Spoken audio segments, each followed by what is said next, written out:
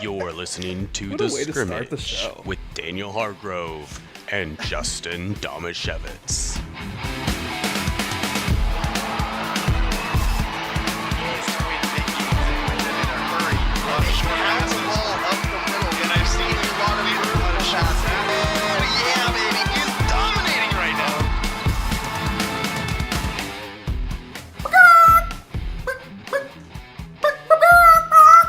Who's the chicken? They're behind me. Yeah. They're only like... They're chicks, though. They're more like beep, beep, beep, beep, beep. Yep, so we're not at the Masters. We're not at Augusta, even though you hear bird sounds behind us. I guess the Masters don't really have chicken sounds. No, just birds tweeting. But you know that I heard that they play bird sounds over the broadcast. Like, those aren't actual bird sounds that the mics are picking up. Do play they always do that? I thought they only were only doing that during COVID because they didn't have. I thought I was hearing about it during COVID. Posers. The bird sounds? Yeah. No, the bird sounds are constant. Because the birds would probably be more prevalent by themselves. No, birds all died during COVID. What? So there were no birds during COVID. We all Ronald know Reagan that birds killed all the birds in 1986 and replaced them with surveillance drones. Exactly. Justin. So they were. That's what I meant. They were changing the batteries during COVID. That's why we all had to stay inside so they could get out and change the batteries. They switched to lithium-ion batteries. Interesting. Or solar power. I feel I like haven't YouTube figured that is out probably yet. going to get mad at us or something. Some automated algorithm's going to be like, oh, they're spreading misinformation. Are we going to get flagged? We got a lot of good stuff to talk about today. I'm Daniel Hargrove. I'm Justin Domashevitz. Our trusty producer Andrew Gross is also here with us. We had an NFL draft where, I don't know, did we feel good about what the Seahawks did? We'll talk about it. You'll find out. But first, let's get it going with the 2-minute drill. Let's go, huddle up. Gotta hurry.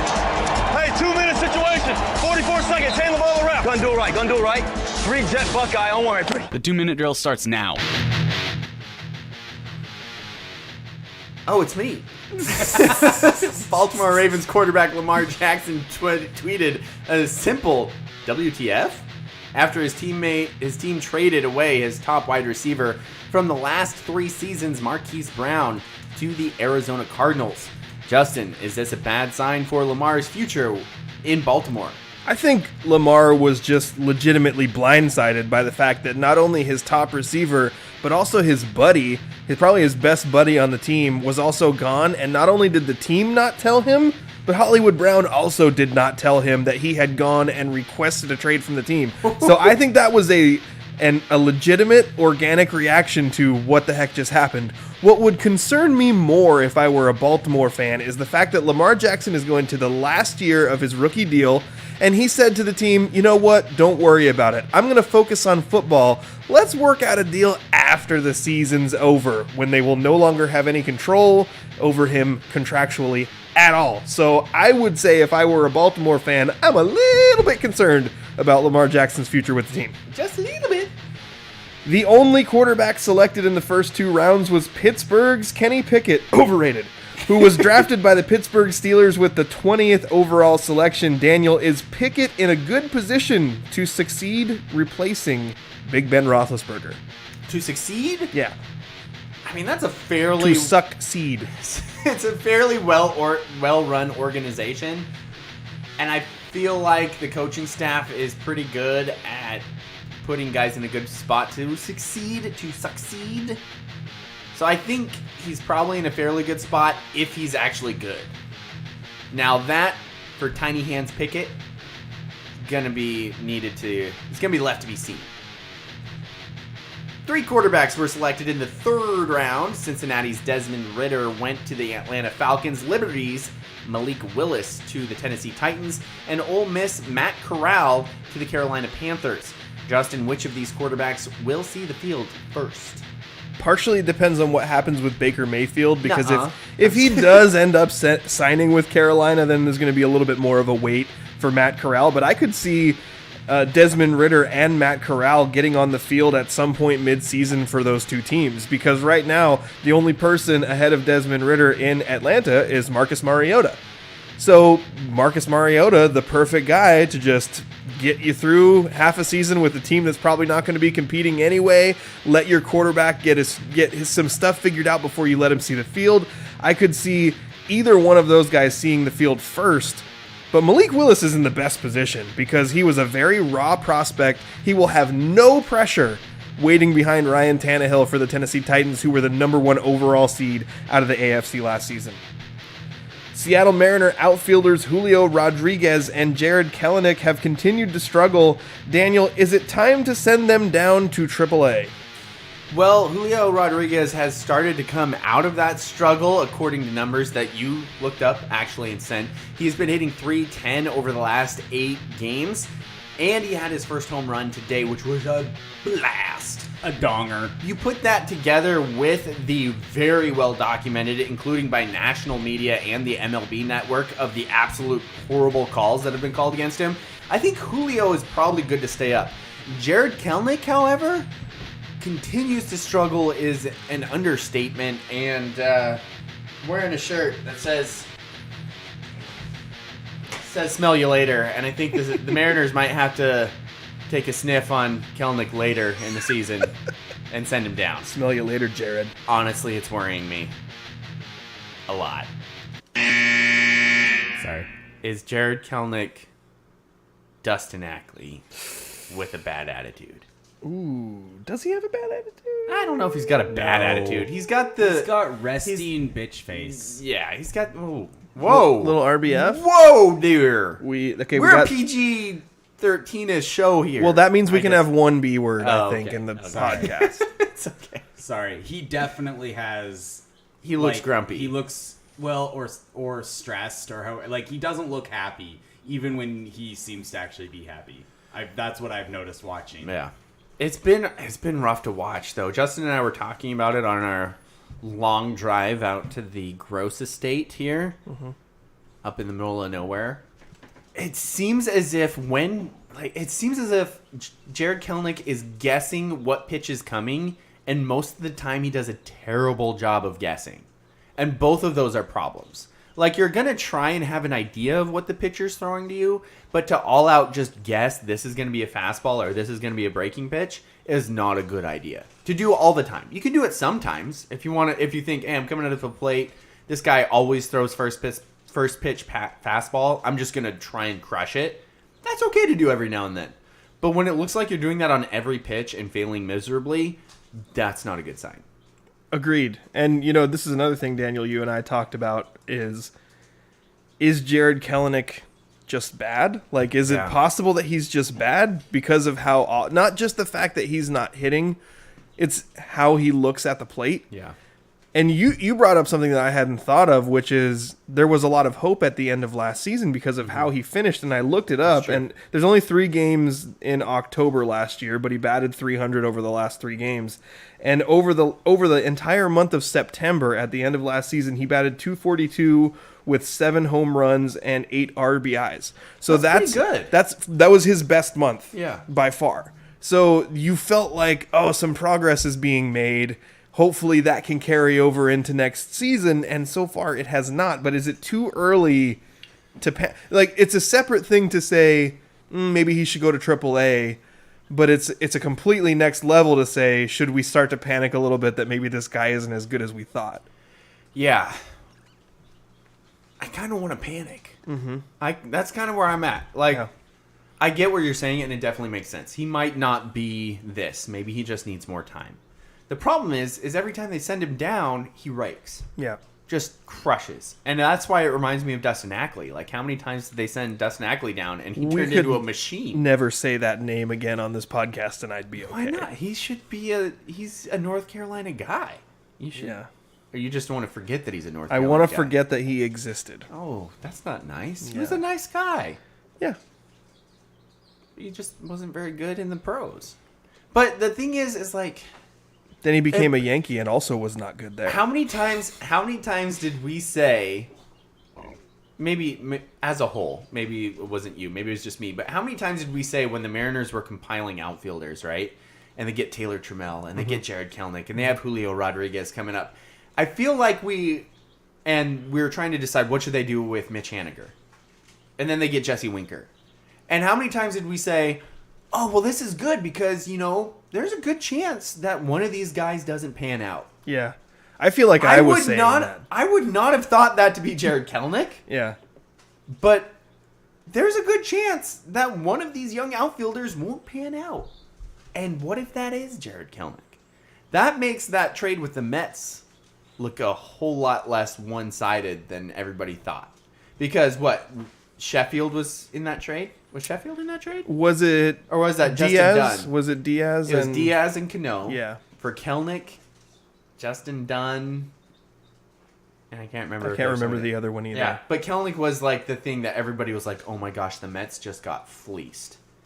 But if Kalanick doesn't turn out so great...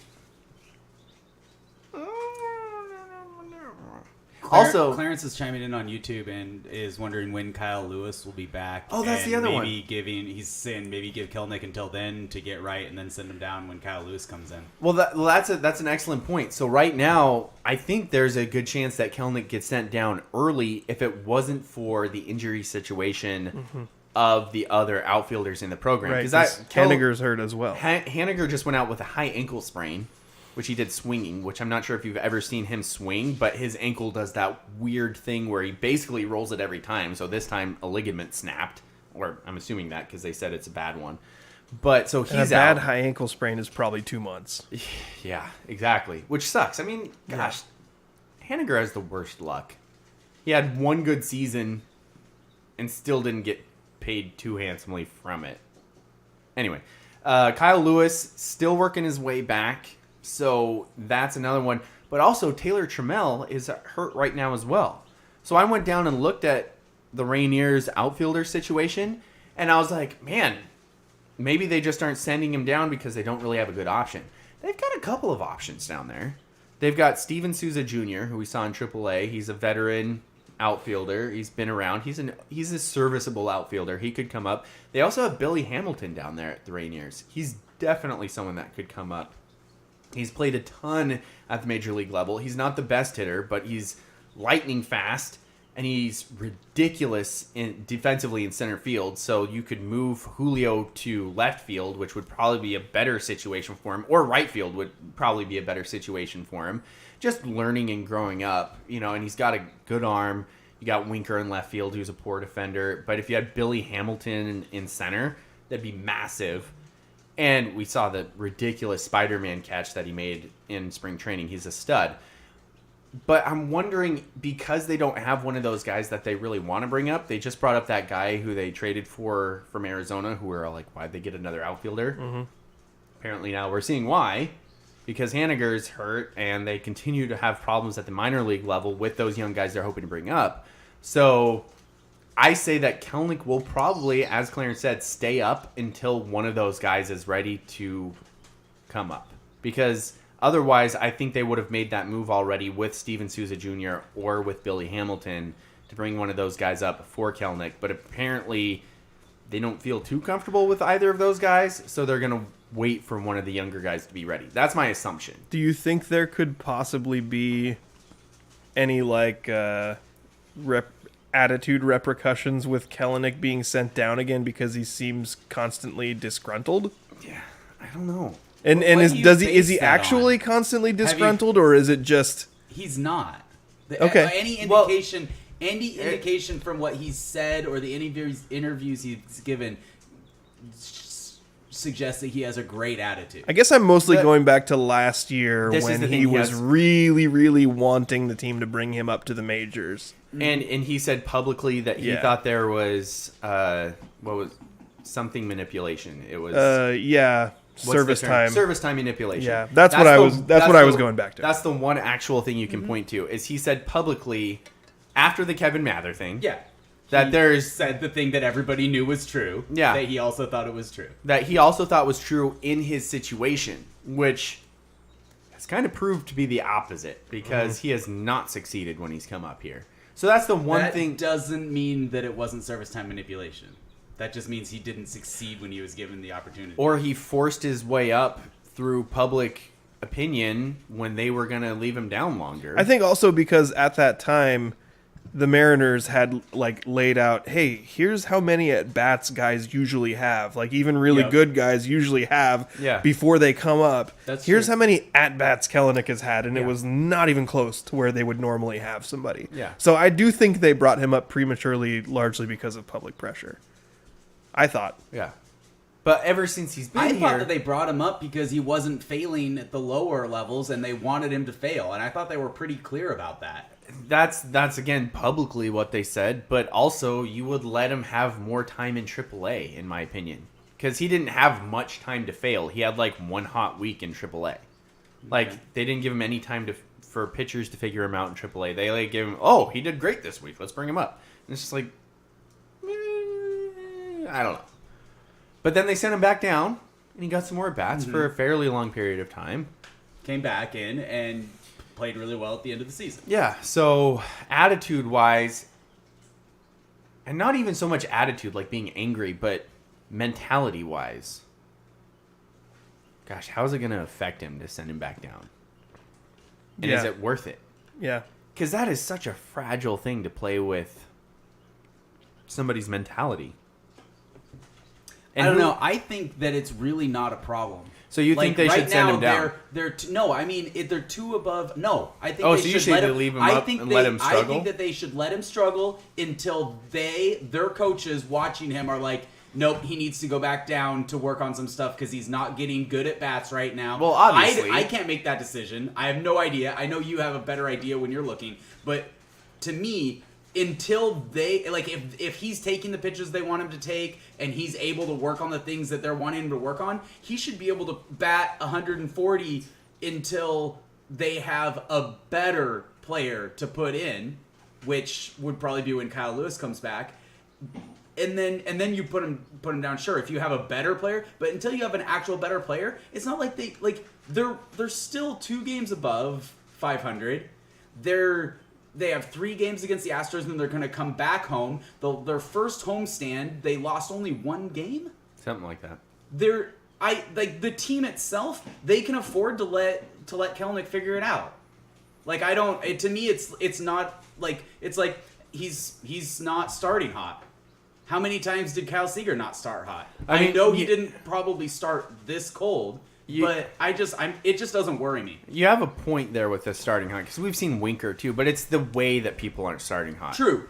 That's because you look at Julio Rodriguez, he hasn't started hot either. But you saw all of those mitigating factors. You saw that he was getting hosed by the ump. He was taking good pitches to take. Exactly. He was swinging at good pitches to swing. Yeah, absolutely. I agree with that. And Jesse Winker didn't start hot, but he was leading the league in walks, and he was smacking the ball right at people. Exactly. Yeah. It looks different with Kalanick, and I don't think it's so much. Sure I don't think it does. It looks partially different. Okay, like, and I'm not. I know I've seen wrong. some bad calls. I know he's had his fair share of bad calls, and he's taking okay pitches, but his swings look bad.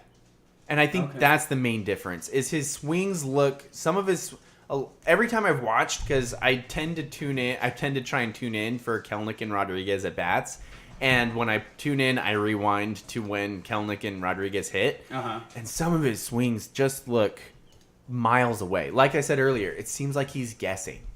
And when you guess for a 95 mile an hour fastball and it's an 87 mile an hour slider, it looks gross. Same with vice versa. Yeah. Like, you're thinking, okay, here comes a breaking pitch. Oh, that's in the glove, and then I'm swinging. Yeah. When it's a fastball. Yeah, I definitely saw him swing through like a 96 mile an hour or something, just like completely miss. Yeah. Or 86. And it was a slow pitch, and I remember thinking that looked like it passed through the ball. Exactly, and that's the thing that I'm thinking. It's so weird because he's so talented. He does not have to guess, but it seems like he's in his head so far that he's guessing right now. So I don't know how you fix that. And he's so much of an overthinker. He reminds me of Ackley in that situation. Apparently, Ackley was known as a crazy overthinker and always trying to change something in his swing, always trying to tinker, always trying to fix.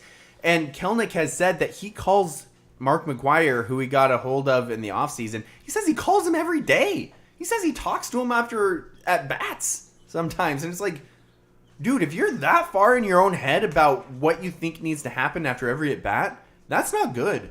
Like, you're gonna fail in baseball. You shouldn't try and change something after every failure. Like, you need to figure out what feels comfortable, what works for you hitting, and stick with it for like 100 at bats. Not try and change something or call somebody after every at bat going, hey, did you see I struck out here? What'd I do wrong? You struck out. It happens. Like, that's the worrying part for me mentally. Mark McGwire, though, that's a name drop. That's him being like, oh, I got Mark McGwire on speed dial. It's a big name drop. But to say that Sometimes he talks I call to Barry him Bonds, every too. day, Did they go to the same high school? that's Is that what worries the me. deal is? Or He works something? he's on the payroll of Kalanick's agency Oh, okay. as like a hitting advisor to everybody on the team. So it's not bad that he's talked to him and worked with Yeah. him in the offseason. The worrying part is he's like, oh yeah, I talk to him like every day, and I'll sometimes call him during games after at bats. And I'm like, bro, you just need to go up there and trust that you're a stud and go hit. Like, you don't need to call people. Mm-hmm. So that's the worrying part of me mentality wise for him. I don't know. Maybe I'm blowing this all out of proportion. Other It news sounds out of like the you're too in your own head. I might be, but I'm not hitting. The way that I corrected for not being able to hit was stop trying to hit the ball hard and literally shorten my swing as quick as possible and just try and slap the ball around and run. That is also not conducive to the way the MLB is played. And I do think all the things you're saying could seem very reasonable. Yeah. The biggest thing to me is that it just doesn't worry me right now. That Like makes right sense. now, the team's He's playing still well. super young, He's too. playing well in the field. At least, like I haven't. Like he's been. Dude, remember last year how it seemed like he didn't have a good throwing arm, and all of a sudden this year he's like gunning people out at third and Yeah. at home? Yeah, so That's positive. So for me, I'm perfectly happy to just let him have a slow Okay. start until Kyle Lewis coming back. Haniger coming in, I would have wanted to see Haniger playing there reasonably often, and like they seem to like to DH every single player at least once a week or something. It's crazy. It's Kind of weird makes to sense, me. but it's weird. Yeah. It's like, we like you in the field, but we also don't have somebody who we don't like in the field. Like, they don't really have... their defense is not good enough that they're like, hey, you suck in the field, you're always the DH. Yeah. They're like, everybody kind of sucks in the field, so we're just going to rotate. Because their best DH would probably be Ty France, but he's also really good at first. And they don't really have, like... I mean, Luis Torrens would probably be the best option to just DH all the time, but he's not a good enough hitter to do that. Toro? Toro, maybe? I mean, he's a switch hitter. But who's worse at third, him or Suarez? I think, I think Toro's probably your best option to kind of sit at the DH. Because I thought... I could be wrong. I felt like Suarez has played pretty well. He has. He's done pretty well. I mean, did you see Toro's error the other day where he threw the ball like 9 miles too high to second? He almost overthrew the right fielder. He threw it so far away. Yikes! That guy's not good on defense. The one other thing that I want to get you from the 2-minute drill. I might have been living under a rock when it comes to the NFL. Where's Matt Ryan? Did he retire or is he somewhere else? Indianapolis? Is that where? Okay. I think I vaguely remember that. When you said that Ritter only has some rando in front of him. Who does he have in front of him? Marcus Mariota. Oh not yeah. Rando. When you said that, I was like, where did Matt Ryan? Yeah, Matt Ryan is in Some Indianapolis. rando. Can confirm Matt Ryan, Indianapolis. I was really confused. I was like, where did he go? Oh, yeah. Anyway, was that too long of a Mariners discussion? Yes. No? They're doing really well so far. I mean, I literally left the room for about a quarter of it. Clarence is saying that rebuilding confidence in AAA could be better for a guy that's not used to failing. If you leave him up too long, he may start to believe he can't do it at this level. That's also a fair point. That is a fair point. I can get with that. He needs something, man. That's the only thing I know is he needs something. I mean, he hit I don't know 2 how you bongers fix it. off the foul pole already. And when he hits it hard, he hits it real hard. Yeah. But yeah, I don't know. Because again, he's got all the talent. You know, I was looking for splits because I headspace. wanted to be like, I don't know what you guys are worried about. He's hitting like 500, but in like the second inning, he's hitting like 333. That's it. That's the best. That's The second inning. The best I can come up with. I think actually he was hitting like he might be hitting 500 with a man on first and third. It's happened twice.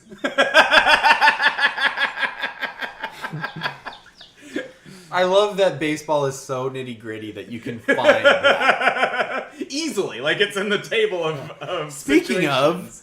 of, Baseball Reference has this really cool tool that I didn't know about where you can compare players through like certain periods of their career. Don't start. Oh, neat. Don't start. Did you hear about this? That You sounds fun. blasphemed. Ty France and Edgar You Martinez you have remarkably similar numbers. This is not okay what you're doing Not right only now. in their first 3 seasons, but their first 3 seasons are also like the same age. Wow. That's Yeah. neat. It's That's really crazy. cool. Sorry. Justin literally blocked me on Twitter earlier this week. Not because I said it on Twitter, but because I said it on a text I don't know thread. how to block people on my phone. I only know how to block someone on Twitter. So Daniel said something that made me mad, so I went onto Twitter and I blocked him. I also blocked our friend Sean. That's true. I don't understand why that makes you angry. I know. Shouldn't that make you excited? No. Okay, I can see why it made you angry because Ty some of the France is people kind were of saying awesome. Like- some of the people were saying, "Oh, he's definitely better," and I was No, like, see, that's "Okay, bullcrap. it's remarkably similar." There was some things where it looked like France was better, but I was like, "All right, guy, calm down." I don't You think said- you can say better until you've And had a I career. quote, I said similar. I said You there's some said- crazy similarities here. and I quote, the next Edgar Martinez. I did say that. That's a load of... Andrew already used up our curse word. That's a load of BC. What made Edgar special was the consistency and longevity with which he did what he did. So taking a 3-year sample size of Ty France and comparing it to a 3-year sample size of Edgar is not good enough for me. Okay, why I said what I said Because you wanted to hurt my wasn't feelings. because of the numbers. This wasn't because of the numbers. Okay. So I was looking at how he hits. So that's why I originally brought it up. Then other people brought the numbers into it, right? You So mean he has the smoothest swing from the right side of the plate you've ever seen in your life? he's got... Because that's what Edgar had. It's close. Just Not- the and not right amount close. of bat Not- wobble. Just the right amount of booty wiggle. Dude, watch them swing. Just the right And- amount of crushing the and remember, cockroach. what was... It's almost like Edgar might have taught France some things. Also, Edgar Martinez muy caliente. yes. So remember how Edgar also didn't try and pull every pitch? Mm-hmm. Ty France lives on hitting the ball to the opposite field gap. Like, I was watching a bunch of his swings and how he hits the ball, how he's okay with hitting the ball the other way, how he's okay with squirting one through the right side. The mentality is like, oh, wow, that reminds me of Edgar. That's literally what I thought, and that's why I made that statement. Then everybody else started throwing numbers into it. But I was like, wow, that's really cool that Ty France is the type of hitter that he's not the new type of MLB hitter who just tries to crank home runs all the times. He does. He ambushes pitches in situations, and if he gets an inside pitch, he'll crush a home run like Edgar did. But he's also totally fine with taking the other pitch the other way, even breaking pitches, fastballs, whatever. And that's what I was like, wow. Just his approach to the plate and his approach to hitting reminds me kind of Edgar Martinez. I used to like Ty France. Now I hate him. And I'm going to root against him because I so badly want you to be wrong about him being the next Edgar Martinez. How about that? I think we're all united in rooting against you. That's the world, and More I'm on used that- to it. More on that to come later. But first, I think it's time for Justin's favorite part of the show. Serving questions up on a silver platter where the points are made up and the rules don't matter. Time for Stump Daniel. In honor of the NFL draft, Oh. there's a game we've played before. Do you remember this, Daniel, when you almost won a bottle of scotch by getting a perfect score, but you missed one barely?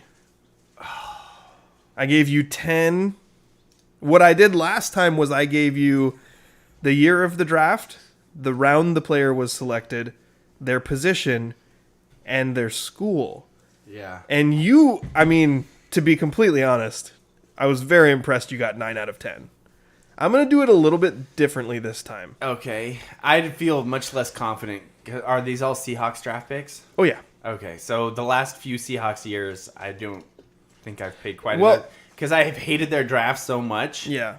the last few years that I'm not sure how I'm going to do on this. Well, this year would be too easy. because Would it? it? just happened.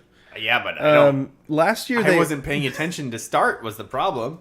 Neither was I. was I think funny. you and I had an experience that was the same, which was like, I really want to care about the NFL. Andrew was opposite. Yeah. I really want to care about the NFL draft, but I'm struggling to. Yeah. But then, like, by day 2, I was really paying attention. I was kind of all over it. That's why it was really funny, because you guys were like, "Oh, is the draft even happening?" And I was like, "Yeah, it's kind of exciting. They have a number 9 pick." And then on like day 2, after 40 and 41, I was like, "Nah, I'm not that interested anymore." And you guys were like, "Oh, hey, look who they picked 245th." And I'm like, "What? I thought you guys didn't care. What the heck?"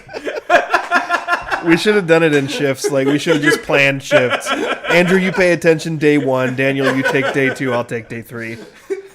I gotta say, I paid much more attention to the draft entirely the day 3 because I was like, is Joel Dublanko gonna get taken? Yeah. But yeah. So anyway, along with your So more on that later. I'm not doing this year because it just happened, so I feel like it would be too easy for you to get them. I'm not going to do last year because, as I was reminded when I pulled up their draft results, they only had 3 picks last year. In the entire 7 rounds. It was a 2, a 4, and a 6. Yeah, that sucked. So I'm were going. It was Trey Brown in the 4th, Dwayne Eskridge in the 2nd, and Stone Forsythe in the 6th. Right. That guy from Florida that we were looking at it going. I mean, he he's play got a tackle? first round name. Yeah, tackle. He does.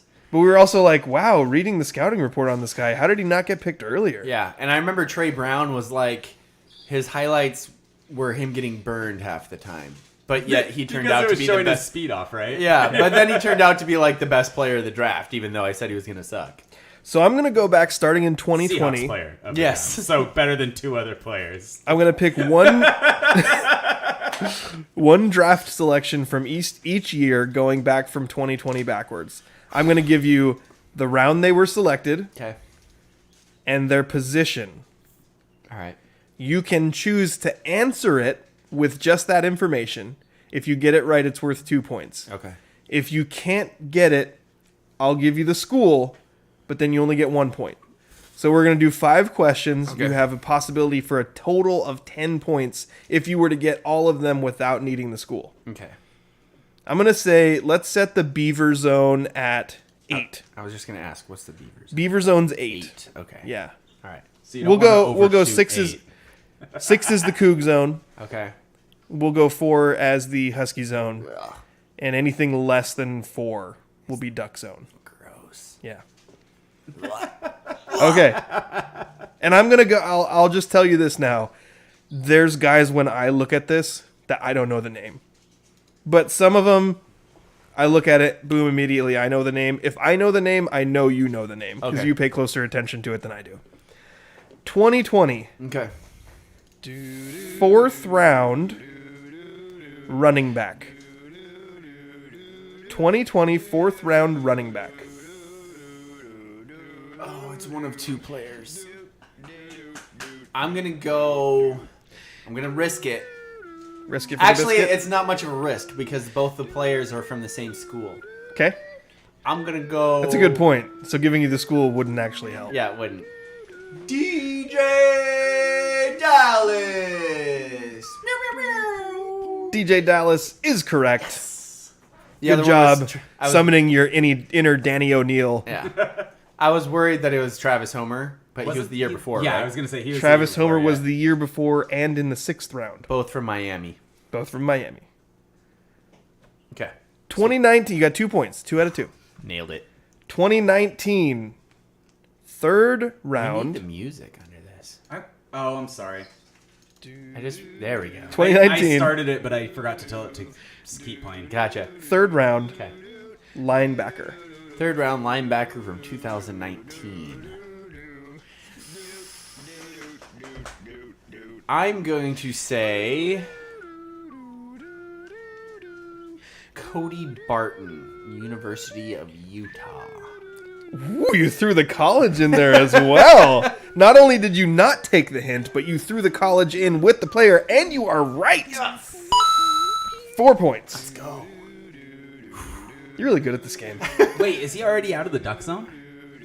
I am out of you the are duck out of the zone. duck zone. That was Wow. fast. That was real fast. This is a boring game. 2018, 4th round, tight end. 2018, 4th round, tight end. Shoot. There's been a lot of tight ends picked Yeah. by this team. The problem is I know who it is, but I can't remember his name. What? I remember what school he went to. What school? Ohio State. Okay. What was his name? He was a total bro-looking dude. I can't remember his name. We traded him away some random place like Indianapolis for like a bag of potato chips or something like that. Did they throw in a Fritos. warm Coke? I don't even think they needed to throw in a warm Coke. They just got stale Fritos. No, it's not Davis. What was his name? He had like a weird little goatee. I know the guy you're trying to come up with. But it's not this guy. I'm gonna say I don't know. I can't remember. Okay, I zero. think it was that. Did I get the school right? Am I thinking of the right guy, or is it? No, that guy was a 7th round pick. Never mind. Yeah, You're gonna pass. I'm gonna pass. I don't You're know. 2 years and 1 round off on Nick Vanette. Oh, okay. I was gonna say I thought it was a V name, so Nick- I was wrong. Nick Vanette was 3rd round 2016. Wow, was he that long ago? Yeah, 2018 Who's this guy? out of the University of Washington. Will Disley. Uncle Will. Will Disley. Now I feel embarrassed. You should feel a little embarrassed. I feel embarrassed. A little bit. That was stupid. 4 points I- out of a possible 6. You're out of the duck zone. I feel like I should get negative points for missing that one so bad, You're still in the Husky zone. which is ironic seeing as Will Disley was a Husky. 2017, I feel bad. 7th round. Okay, 2017, Yeah, 7th round. wide receiver. 2017, 7th round. Kenny Lawler. You should ask for the school. I'm getting too cocky, Justin. David Moore, your favorite third receiver From East Carolina. from East Central Oklahoma. East Central Oklahoma? That's what it says on this website, Oh wait, East Central. That was the name of the school. Central. Right. which is in Oklahoma. East Central. It Right. says East Oklahoma Central. has a huge amount of people And then in it it. has- They have to like split up the schools a lot. They gotta subdivide the directions. It is like it. Okay, if I something think I'm gonna is start taking hints here in a second because I've northwest I've totally or butchered a couple. southeast, that kind of makes sense. But East Central is I kind got of too cocky, you Justin. did. So you got 4 out of a possible 8. Crap. That So means I can't use a. If I want to get into the Coug zone, I can't use a hint. you cannot. Dang it. And you did get too cocky. I really put myself under a butt cheek here. Classic Daniel under a butt cheek. Gonna get farted on. What? That's not a saying. –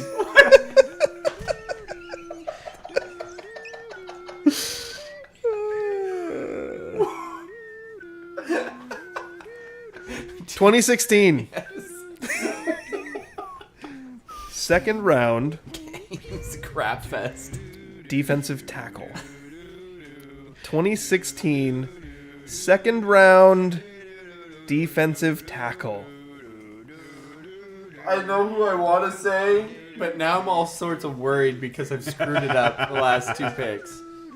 That's what happens when he gets the first. You know, that's an interesting strategy. Did you put the easiest one first, Justin? That would have Not intentionally. I'm not savvy enough for that. Screw it. I need to try and go for it to get into the Coug zone. Malik McDowell. You are 1 year off on Malik. No McDowell. way! He was in 2017. 2016, second round defensive tackle out of Alabama. Jaron Reed, which also was the one you got wrong last time we did this game. No! When you got 9 out of 10. Daniel, I'm sorry. I really thought this was your jam. I thought you were going to get this. Maybe the added note of having the colleges. Because I was And I was astounded by how well you did last time we played this game. And if you remember, you actually called me out on one that I said wrong. Yeah, I did. Because I read the internet wrong. Yep. So this is a disappointing showing. You are unfortunately in the duck zone with 4 points out of a possible 10. No. Oh, that's true. Husky zone. Sorry, I said less than 4. Yes, Duck zone. okay, good. You're right. My bad. It's not much better. I still feel dirty. It is better though. That concludes Stump Daniel, which is brought to you by the law office of Jeffrey A. Domashevitz. We do have some stuff to talk about out of the what? We do have some stuff to talk about. Out of the Seahawks draft. Was that too long of a build-up? I was trying to get to we have some stuff to talk about out of the Seahawks draft. Your pauses made it just sound like we still have things we're going to talk about. I thought that Justin was going to go to a even commercial break, and he was trying to do it really remember slow to give me time. Well, pausing he should do it between for longer because I have to try and crutch to the bathroom. any of my words. So we already talked about how we all kind of experienced this draft differently.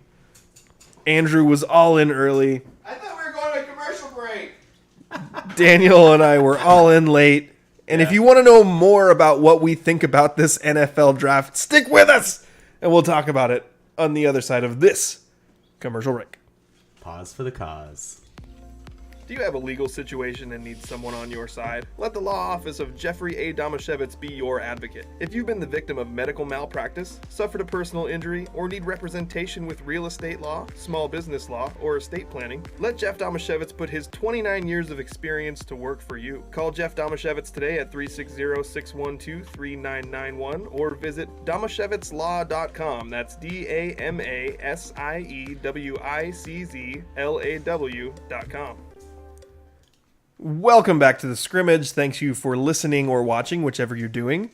We are brought to you by Ole Penn Real Estate and the law office of Jeffrey A. Domashevitz. I am Justin Domashevitz, no relation. Daniel Hargrove, my co-host, will be back very soon, and Andrew Gross, our trusty producer, is here with us as well.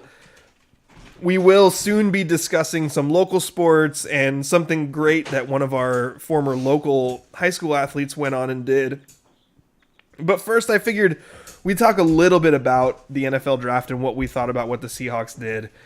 And my experience watching it was, I know going into it, I thought, definitely need line help, definitely need edge rush. Would be nice to snag a couple of corners, a corner or two, because that's another need. But pressing needs, offensive line, pass rush. So, like offensive line, like what they've needed the last 5 years. Yeah, so when within the first 3 6, rounds, 7, all the years, 4 picks, first 3 rounds, 2 offensive tackles that I felt really good about, a freak pass rusher who's listed as an outside linebacker, but I'm assuming in that 3-4 scheme he's going to be just rushing off the edge a lot. And I think there might be switching more to a stereotypical 3-4 this year. Okay. That's kind of what I've heard. Okay. Too, so that, and then on top of that, drafting Ken Walker as a running back in the second round, which at the time I was like, do you really need a running back? And should you take that much investment of an early second round pick to add to that position? But I really like the player. Yeah. The specific player, which I think, Daniel, you shared in our group chat something, or was it Andrew? 71.5% of his 1,600 plus yards were after contact. Yeah. So he's the kind of running back that the Seahawks would want, and was in the Heisman conversation until Michigan State kind of fell off as a team at the end of the year. I am very excited to see what Ken Walker will be able to do. Yeah, I'm not sure about how high you draft a running back because there's that whole discussion about, draft capital and where you pick a running back. Yeah. But as a player, he looks awesome. Right. And when you look about position of need, you're like, why do you need that? And then you're like, oh yeah, because literally every season it seems like all of the Seahawks running backs are hurt. Yep. And there's So been then you some go, question about okay. if and when Carson will even be able to come back. Yeah, what injuries he's coming off this Neck. time? Neck. Oh, right. Yeah, he had the neck injury, Yeah. and there. people who know, like the coaches and stuff, they have not made the comparison, but other people are wondering if that it's similar to Averill and Cam. Oh, I forgot Both about of those Cam, guys too. went out with neck injuries also, and it's starting to feel Pete's always upbeat and positive, and he's sounded uncertain when or like it hasn't sounded great. That sucks. Yeah. That really sucks. So I did a couple of polls because coming off of this, I was like, usually out of a Seahawks draft, we're all in our group chat talking about why are they doing this? Why did they do that? Yep. And I'm kind of having a hard time looking at it poking holes in what the Seahawks did, because I felt like early on, and not in traditional Seahawks fashion of like going and grabbing a guy with a second or third round grade in the first round, they picked guys that were graded in the areas that they selected them. Mm-hmm. And I liked all the picks, and I'm looking at it going, I'm having a hard time really poking holes in what they did. I put a couple of polls up on Twitter after the Seahawks made their first 4 selections. And the first one was, which of the Seahawks' first 4 selections do you like the most? Yeah. Well, Charles Cross, who was the 9th overall selection, was the winner with 44%. But Ken Walker on that one came in second with 28%. But then on the next poll, which of the Seahawks' first 4 selections did you like the least? Ken Walker led by a wide margin with 50%. And I believe that was people looking at it having the same reaction I did, which was, you have Carson, you just re-signed Penny, why are you drafting a running back early in the second round? Yeah. And Andrew reminded me, well, you have to remember, number 1, don't know what the deal is with Carson. Number 2, Penny hasn't been able to stay healthy, even though he was awesome at the end of last year. And also, Seahawks running backs in general are just constantly hurt. So it feels worth it with a guy that you really like to boost that running back room. Also, you have Penny on contract for 1 more year. So if he balls out, like if he's awesome and healthy all year, you're going to need to face either paying him or replacing him. And they may want to pay him, but it'd be really good to have like depth. They did need depth. Makes sense. Since we're here and I don't want to get stuck on it, No but I have offense my to DJ Twitter Dallas. app open, so I'm just going to read the other 2 results from the polls that I put up last week. Uh-oh. One is it normal to participate in a competitive Easter egg hunt well into your 30s? This has never happened before. 50-50. Whoa. 50% yes, 50% no on 1,865 2,000 votes? Yeah. 29,000 votes? How are you getting that much reach? Yeah. Then the other one was, who would win in an Easter egg hunt? And if you listen to our podcast, this was something that like wasn't discussed the entire show, and then at the very end I dropped it in. Who would win in an Easter egg hunt? Prime Daniel Hargrove or Haley Van Lith? 65% of people said Haley Van Lith would beat Prime Daniel Hargrove in an Easter egg hunt. I can't So even- now not only do our listeners believe Prime Daniel Hargrove couldn't handle Haley Van Lith in one-on-one basketball, Yeah. but also in Easter egg hunts. Yeah. That's I feel like that's gotta depend on the style of Easter egg hunt, right? that's harsh, man. I can't even What beat her in an style Easter is egg there hunt. besides full contact? Well, that's what I'm Even if it was just only speed related, what the crap? Did people not understand that I was actually kind of fast? Apparently not. No.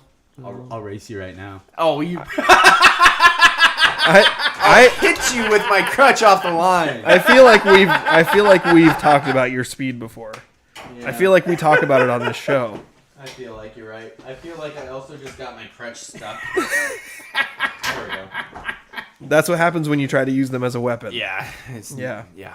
So I'll just ask you guys, and I don't think we need to dwell on this forever because it is just a draft, and half these guys we probably won't ever really even see any significant time for the Seahawks. Well, let me interrupt you really Yeah, go quick. ahead. Because at the beginning, you mentioned at the beginning of this draft, me and you were both having trouble like getting into it. Yeah. I am so upset with how they handled the whole Russell Wilson situation that I actually said I almost hope they suck because I'm so mad at how they handled that whole thing. But dang it, if this isn't one of my favorite drafts of theirs in a long time. Yeah. Like, I'm very excited about not only their drafts, but they got 2 quarterbacks who could be a lot of fun to watch in the preseason, undrafted free agents. That I'm really excited to see if they actually give these guys from small schools a chance. Who? Oh gosh. Because I wasn't paying attention to the end of the draft. One of them. Well, it's free agent signing. Yeah, so it would have been right after the end. So one of them is Caleb Elby. He's from Western Michigan. Oh, okay. And the other one is Levi Lewis, who is from Louisiana Lafayette. So they're both small school guys. I think Caleb Elby is CJ Elby's brother. Louisiana Raging Caden. Wait, CJ Elby's? No, probably not. I don't think so. He's too short. CJ Elby is much taller.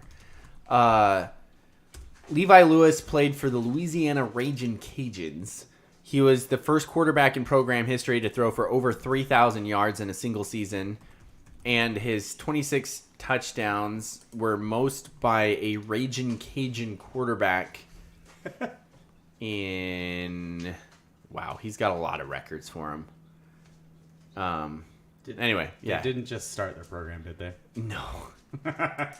No, but, I mean, the guy's a baller. He's a little smaller, though. He's kind of slightly built, and he's only 5'10", so he's, like... You could see him being, like, super talented, but, like, too small for any big-time schools to really pay attention to.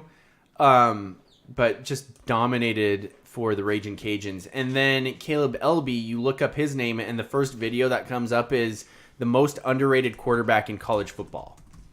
And it's Caleb Elby. And So he's got a good media guy. Yeah, for sure. And I can report definitively Caleb Elby is not CJ Elby's brother. their last names are spelled different. Yeah, they for are. one. Yeah, 2 L's versus 1 L. And he's built more like Russell Wilson, but just 2 inches taller because he's listed at 6'1". So he is tall enough. Yeah, barely. So I don't know, but you watch the highlights of both guys, and they're a lot of fun. A lot of bombs, a lot of scrambling. I mean, they both look like they could be a ton of fun in preseason. So anyway, So preseason's going to be lit. if they actually get a chance, because I'm worried that the Seahawks are going to be all in on Drew Lock, and he's going to like dominate all of the snaps, and it's going to be super frustrating to watch him just suck it up and yet keep getting run out there because the Seahawks like to do that, which is Pete Carroll likes to do that every now and then and just run out trash players like David Moore, even when they have talented people behind them. Remember last week when I said that every time you say Black Hills, you spit it? Yeah. Black Hills. Drew Lock. You every time you say Drew Lock, you sound like you're gonna hurl. Drew Lock. The Seahawks are gonna play Drew Lock. I thought you were going to say he spits Pete Carroll because he does. A little bit, not like Black Hills though, No, and definitely not like the Drew Lock dry heave. Yeah, probably. Which, yeah, the Anyway. Drew Lock dry heave. That's what we'll call it from now on. Drew Lock dry heave. That's, yep. Hashtag. So was there a pick in there in this, let's say outside of the top 4, because they went 2 offensive linemen that I feel like could be within the next couple years your 2 starting offensive linemen in Charles Cross and then also Abraham Lucas out of Washington State. Those could be your 2 starting tackles within the next couple years. Yeah. And then they also picked, is it Boye Mafe? Yep. From Minnesota, the pass rusher who we already talked about, just a physical freak. And then Ken Walker, the running back. They had 5 picks after that. Was there one of those that you felt best about? I think those guys are going to be starting this year. The tackles? Yeah. Both of them? Because I Cross do definitely. Cross definitely will. Abraham maybe not, but I would say he's your Todd McShay called him top a guess. plug and play. Yeah. Plug and play tackle who started 42 games in college and played in 3 different offensive schemes at Washington State. Yeah. Well, that's what I mean. Like, and Shell, I do not believe they have an offensive tackle right now. Right, because Shell and Shell's not- Brown are both Shell gone. and Brown are both not. Well, they're free signed. agents. Yeah, They're yeah. unsigned free agents. So they could come back, but they're not. They could come back, but exactly. So my expectation is that the most likely tackles are those 2 tackles that they just Starting got. 2 rookie offensive tackles would be. It would be feel a really a good little time reckless. to have a quarterback you didn't care about. I'm just saying. Throw Elby back there.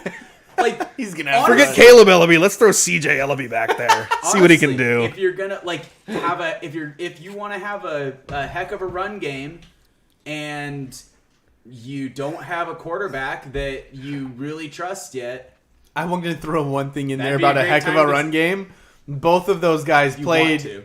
in air raid offenses, so That's they're true. not exactly But- run blocking offensive linemen. But Charles Cross, I'll say this, he also had a run blocking grade through PFF that was almost as high as his pass blocking grade. he also He looks like the real went deal. Yeah. to Mississippi Ole Miss. Mississippi State. Mississippi State. He went there because it was a run heavy offense. And then it Mike switched. Leach came in Yeah. a year after his first year. Lucas, So- though, has been Yes. in the passing the whole time. Yes. But you're right. Cross probably knows how to run And block. honestly, I didn't watch it, but listening to the interview with him the day after when he came into Seattle, it sounded like you could, when you can like hear guys' face light up. It Yeah. sounded like he had a big grin on his face, and he was like, "Oh, I love run blocking." Okay.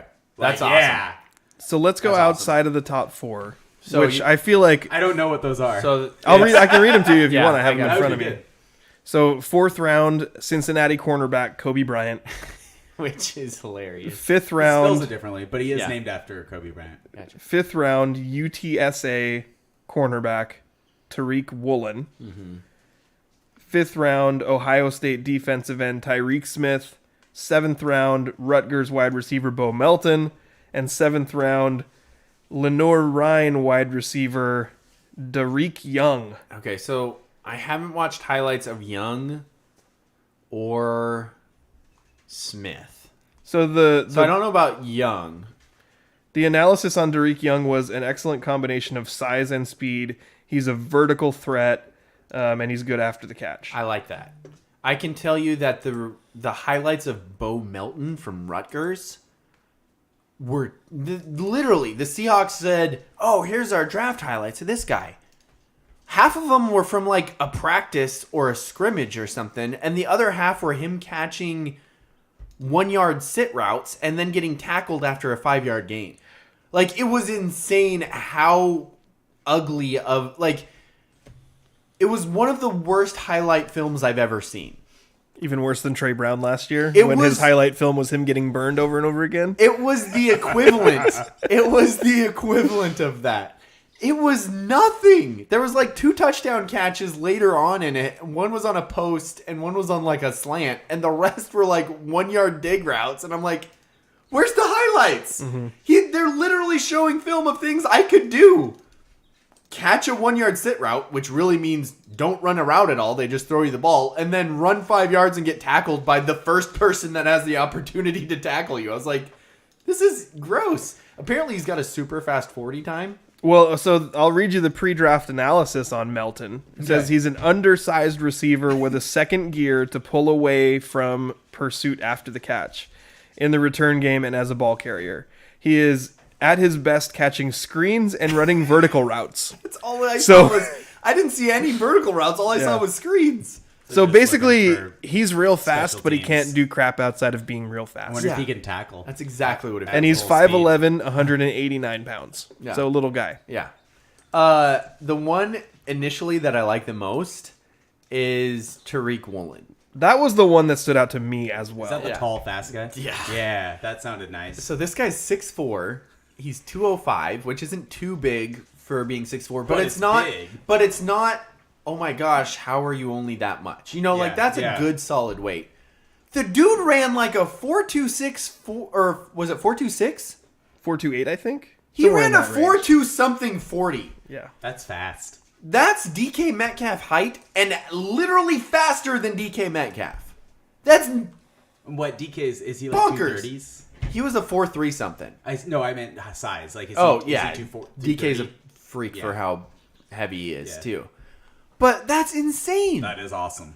And he's recently learning the position of cornerback because he just got moved like 2 years ago from wide receiver. I love in his highlights, I loved how aggressive he was on short routes.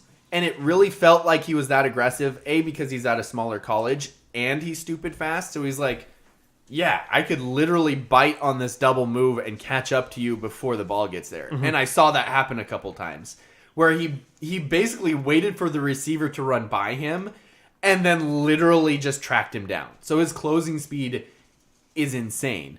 He doesn't have the best ball skills because in my corner, what I would then love to see is he catches up to the guy, he turns around and finds the ball and picks it off on those underthrown passes. But he did do a good job of knocking the ball down because he's 6'4", and he basically blots out the sun when the receiver's looking back for the football. So I think you can get really excited about him, even though he doesn't have the best ball skills. Because, A, being that tall means you don't have to be as fast. Yeah. And then when you throw that speed onto it, holy crap. Yes.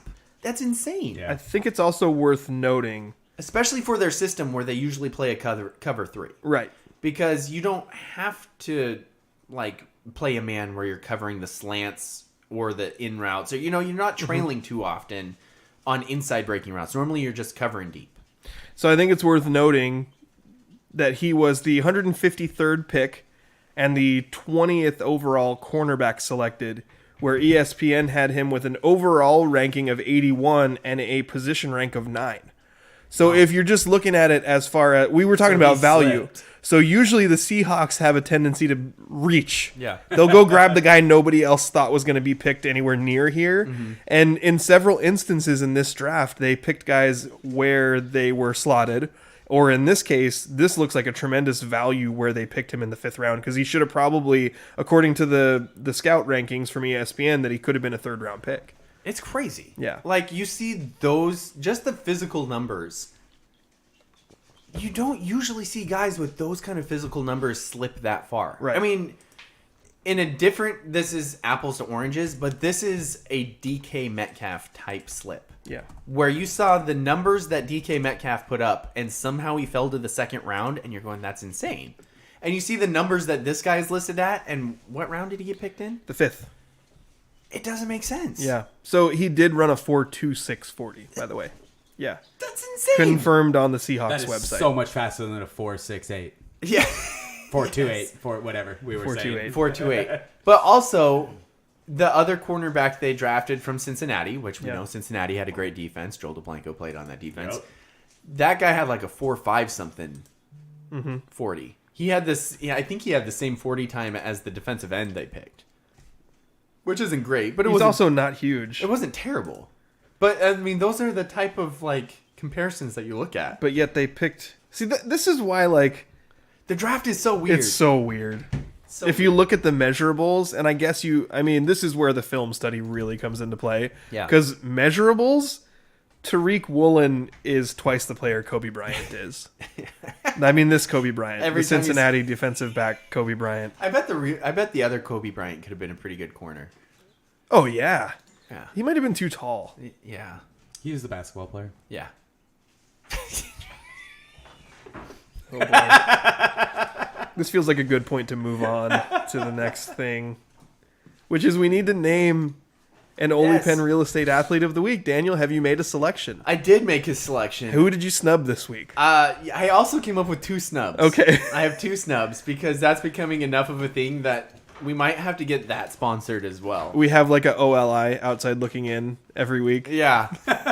So my Ole Penn Real Estate snubs. I also just said Grand Slam home run. Obviously, a Grand Slam is a home run. You're just saying that because I said that was repetitive earlier? Yeah, Sorry and it about stuck in that. my head. Yeah. Sorry. Yeah, so she hit a Grand Slam and a solo shot. So she went 2 for 4 with 2 home runs and 5 RBIs. Somehow not good enough to be RSBI. Athlete of the Week. No. And Thank you, Andrew. then the other snub is Olivia Matlock. Now, she is the pitcher for PL Willapa Valley. She had...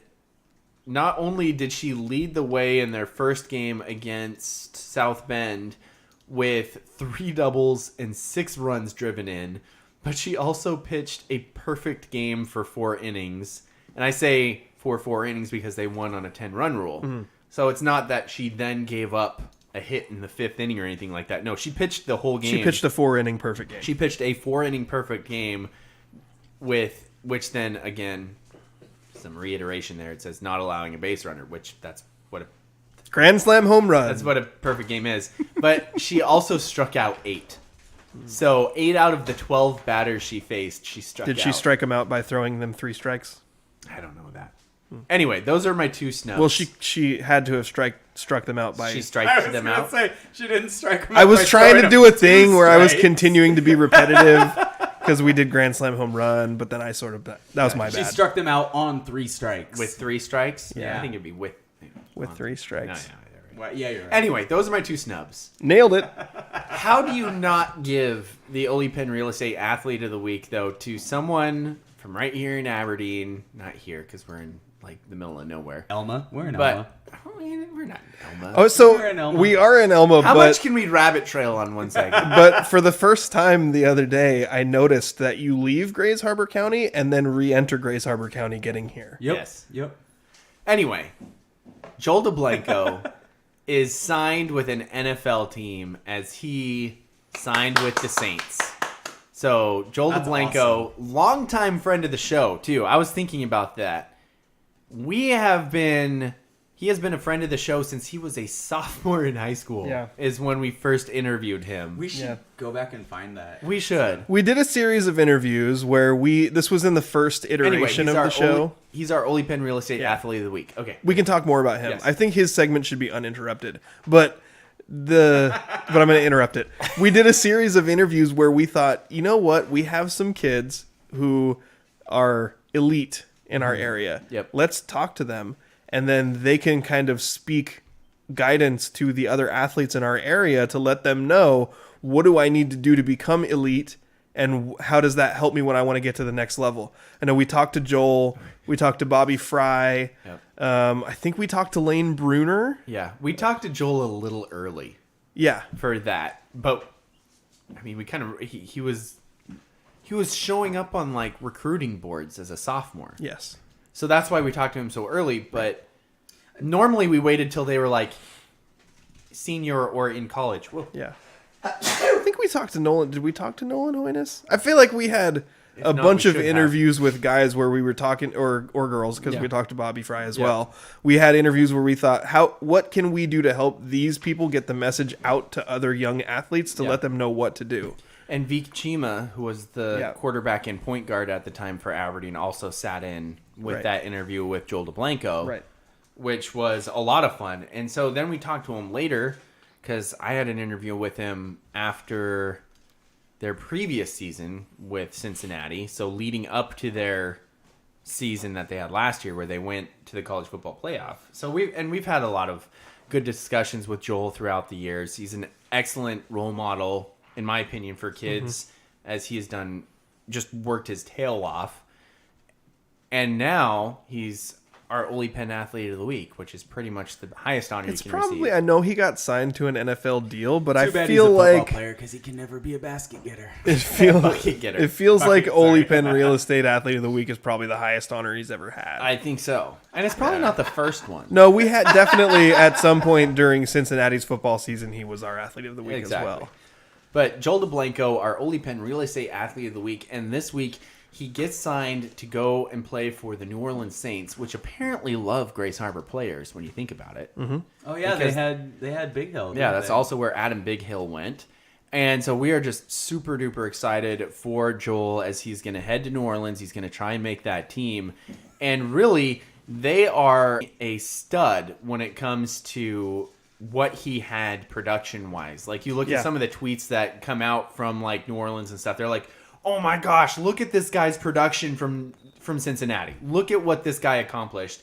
He just racked up tackles. He was just a stud for this team, and we picked him up as a undrafted free agent, and they're super excited when they start looking into that.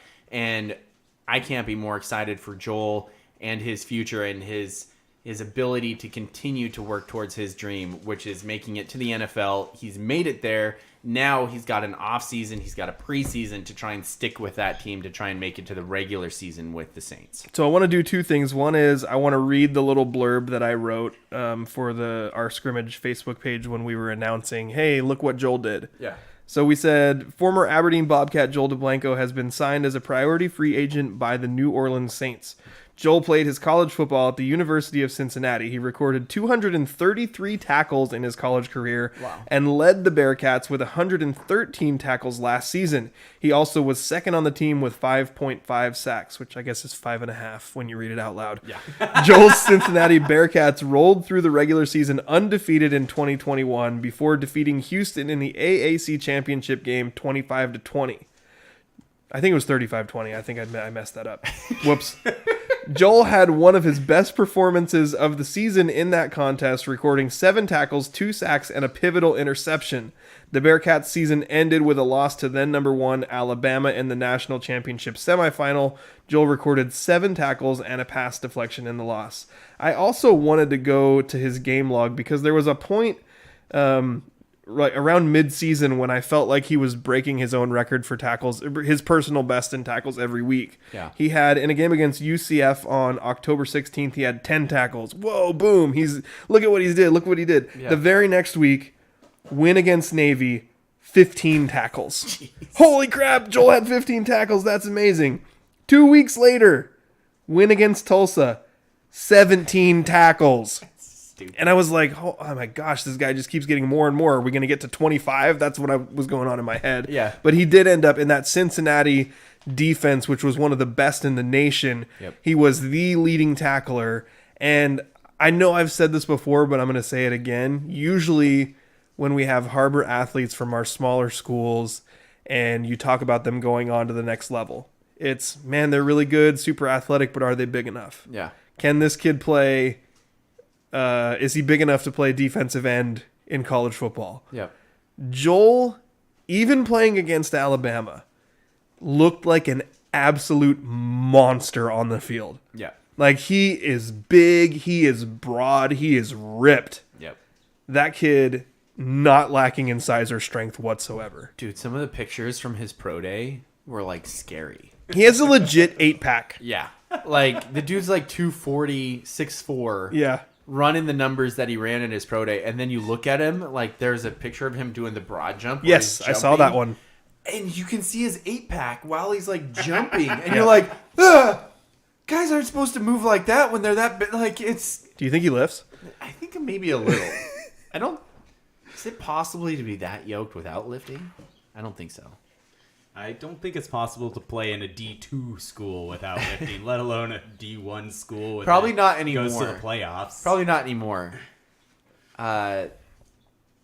Sadly, the late great Rich Van Valkenburg, I think, told my dad once that, and he played in college football, and I think he told my dad that he didn't lift a weight in high school. I think that was a thing. He was just like stupid strong. All of sports, even until like the 80s and 90s. Like every now and then, because my dad was a gym rat. My dad lifted a ton when he was back in the 70s. This is basketball as opposed to football. But if you go back, if you watch The Last Dance, the Michael Jordan documentary, there was an episode that they were like, we couldn't get past the Pistons, so we knew going into that next offseason we needed to do something better. So we decided to start lifting weights. We worked out in the off season, and I was like, "Wait, what? You guys never lifted weights before that? What's going on?" Was that the 80s? That would have been like early 90s. You know what their training regimen before that was? Smoking cigs. And probably cocaine. Yeah, that's how Michael Jordan got so great. He lifted weights. That how would be pretty revolutionary. Yeah. Oh, I think that's going to do it for our Athlete of the Week segment. As we mentioned, we do have 2 snubs, which we'll get into more of them later. But Ole Penn, Real Estate Athlete of the Week, Joel Dublanko, congratulations. Friend of the show, signs with the New Orleans Saints right after the draft. That's another reason how you know that they wanted him quickly, was how quickly that deal got done, too. So, congratulations there. Now it is time for our local sports roundup.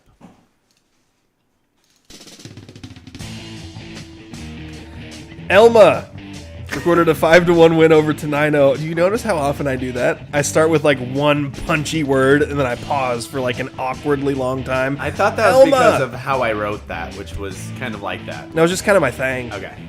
Elma recorded a 5-1 win over Tenino on Friday in Tenino in baseball, by the way, in case I didn't mention that. Elma pitcher Andrew Sanders on the mound held 22nd ranked Tenino to 1 unearned run on 4 hits with 3 strikeouts in 7 innings pitched. That's quite a game. A complete game there for him. Montesano moved one step closer to clinching a league title with a big win in a 14-1 5-inning victory over Eatonville. Take that, Eatonville, on Friday in Montesano. Cruisers. Montesano had a big game that included multiple hits by Caleb Ains. Shut up. Sorry. Caleb Ains, Isaac Pierce, and Bodie Polar. That was in 1 inning, actually, I think. Bodie Polar led Monty's offense, going 3 for 4 with 3 runs and 4 RBIs. Beast mode. Caleb Ains went 2 for 2 with a double, 2 runs and 2 RBI. And Pierce went 2 for 3 with a run scored. They all had multi-hit games for the Bulldogs. Whew, I did not write that very well. I love Caleb Ames. He's such a nice boy. He's a nice kid. Yeah.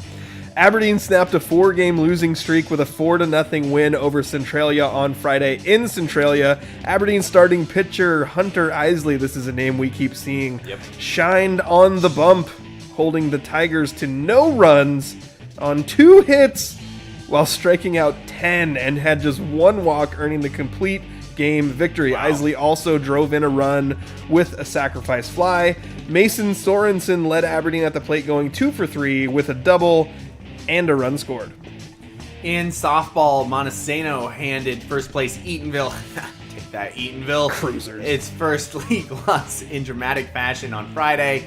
Not sure how dramatic it was. It was 10-5 victory for the Bulldogs. They trailed 4-1 though in the top of the 7th. Never mind, that's super dramatic. They loaded the bases with 1 out. Abby Parkin walked to force in Reagan Fairbairn, and then Paige Leishanis Snub. just demolished a pitch for a grand slam over the center field fence, giving Monty the 6-4 lead, and they weren't even done for the inning. No! They went on to score. They scored 9 runs in that inning alone. Take that, Eatonville. Cruisers. They got the 10-5 victory. Addie Kursker had a multi-hit game as well for the Bulldogs, going 2 for 3 with a run scored. Aberdeen softball recorded 14 hits, 8 for extra bases, and took down Black Hills 14-1 on Take Friday that, Black Hills. at Black Hills High School. Haley Wilson went 3 for 4 with 2 triples, 2 runs, a stolen base, and 4 RBI. Allie Scott went 3 for 5 with a triple, 3 runs, and 2 stolen bases.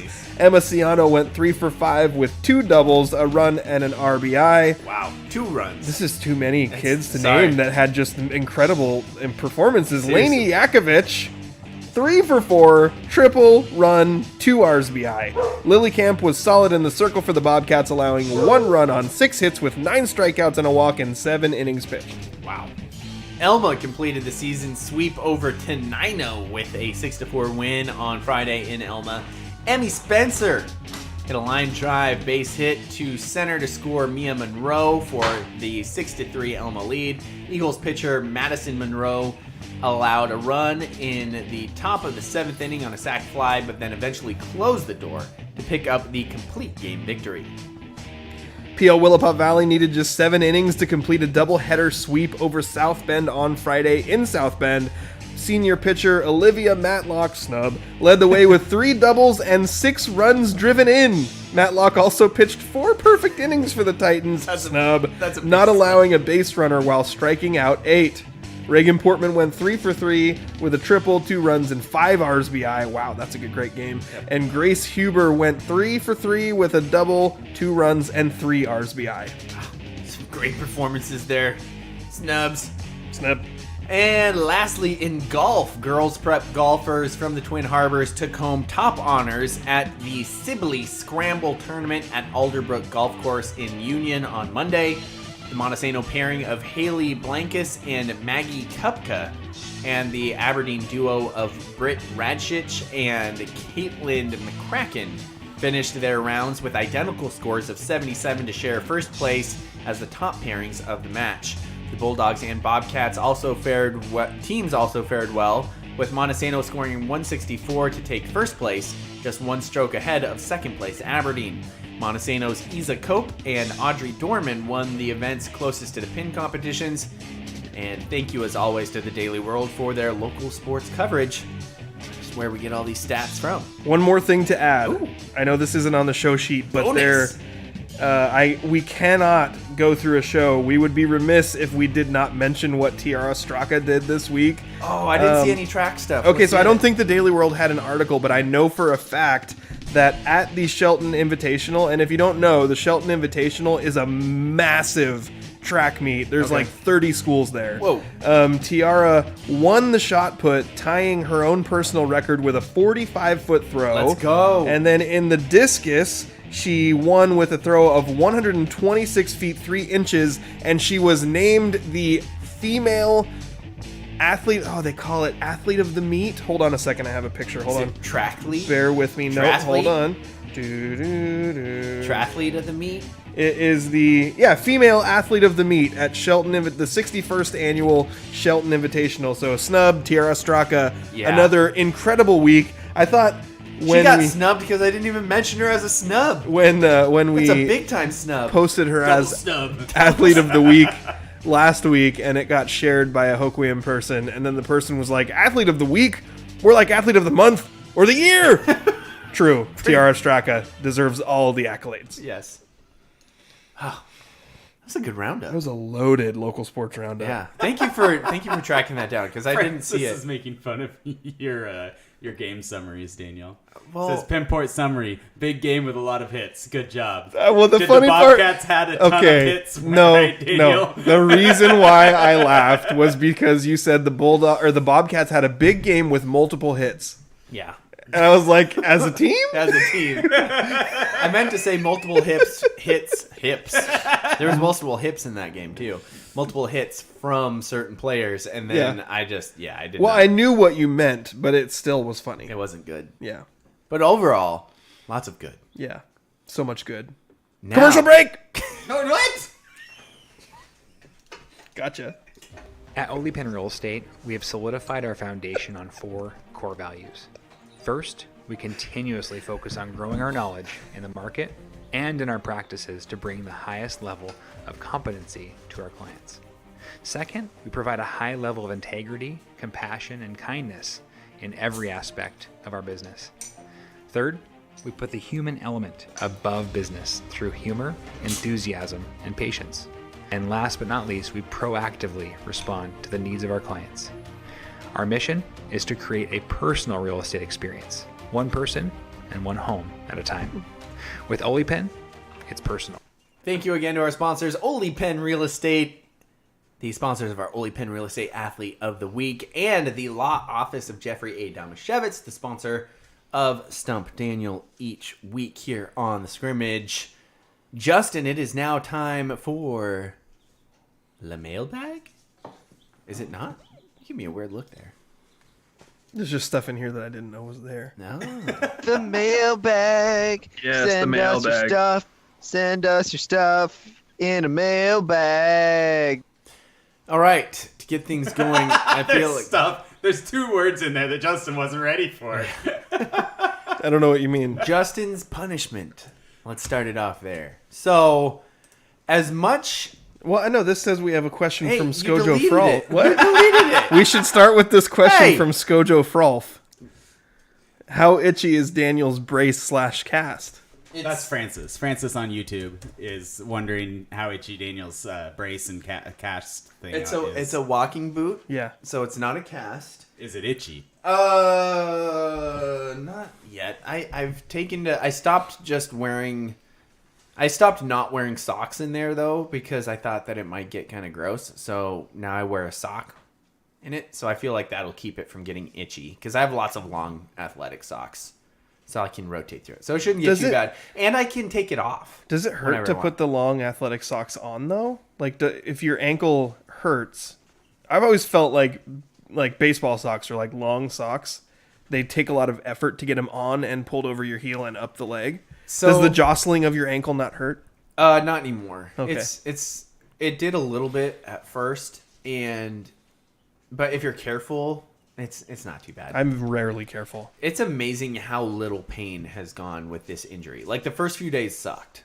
But after that, the pain hasn't really been that much of an issue. That's good news. It is good It's nice that Francis was checking on you. Yeah. And also, I didn't have to get surgery. So That is great news. huge. Well, immediately in the show sheet. Before we get to the yeah. stuff on the show sheet, I do have a little bit more feedback from YouTube. Feedback. That doesn't sound good.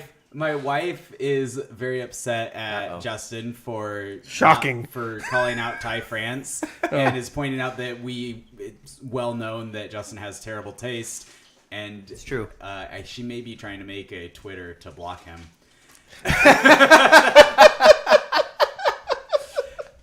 Also, my brother was saying that he thought Cody Kessler looked really good, and he was wondering if there could be some off-field issues with Woolen because he dropped so low. He was okay. he was saying like, I wonder. Oh, if was he there just are- wondering? Yeah, he was. Okay, he wasn't wondering. saying he saw was anything. wondering. No, I Google searched that and I couldn't find so anything. you also wondered.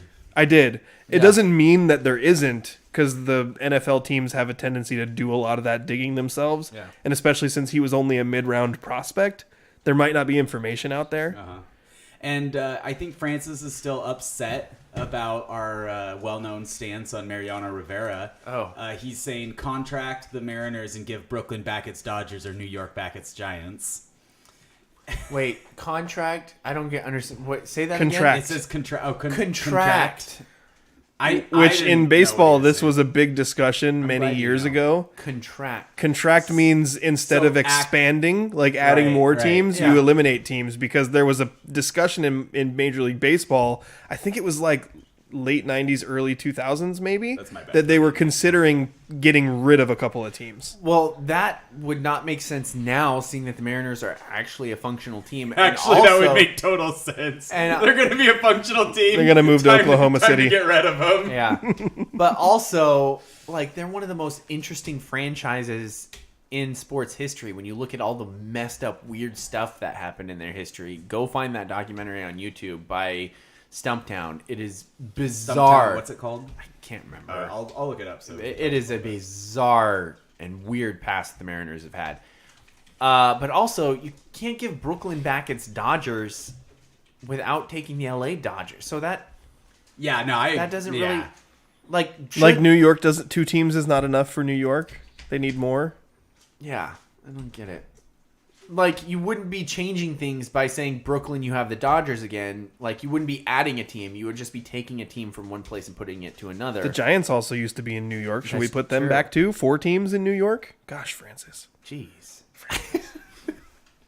Anything. He's just mad because we've exposed Mariano Rivera as the most overrated baseball player, possibly athlete of all time. Thank you for working that in there. Yeah. Our daily dose is done. We have to remember to sideswipe Mariano Rivera. Okay, That actually used to so- literally be in every show sheet. At the Yes. end of the show sheet, don't forget to sideswipe Mariano Rivera. Exactly.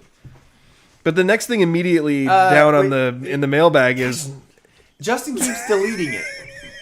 I keep typing it in, and Justin keeps deleting. We have to talk about his punishment for losing to me. He lost something. Yes, What did he lose? He lost to me in our bracket bet challenge in March Madness. in my defense, I really didn't think I was going to lose. So the original terms of the bet Yeah. was that he had to do a TikTok dance once a week until he made it to 1,000 likes. Last week, he proposed to buy me off. Well, I decided to exercise the fine print in the verbal agreement. Yes. He desperately begged. Yes, to give me a 4-course meal. Actually, I negotiated it up to a 4-course meal. But then my wife pointed out that that was me being selfish. I think and I taking- pointed that out as well. You did as well. That I was trying to take all of the benefit, and then that was then taking pleasure away from our listeners because they want to see you embarrassed, not just me filling my belly with really good dinner. So I personally want to meet in the middle because I want a really good dinner. But my wife thinks that I should make you do all the TikTok dances. Oh, she wants to just do all the TikTok dances? No, she wants you to do all the Yeah, TikTok she dances. wants you. She doesn't want to. She wants to do the TikTok dances? she wants Because I'd you be to. more than willing to let your wife do the TikTok dances that if would- that's what she wants. No, I think that's the opposite of what she wants. Oh. She wants to not do the TikTok dances. So, how much do I have to take off of my meal to get you to do 5 TikTok dances. Once a week. I listened back Yeah, I to like last week's episode and our negotiations. That was brave. And I, in addition to really enjoying hearing myself talk, I came to the conclusion that you overplayed your hand, and I'm just going to do the TikTok dances.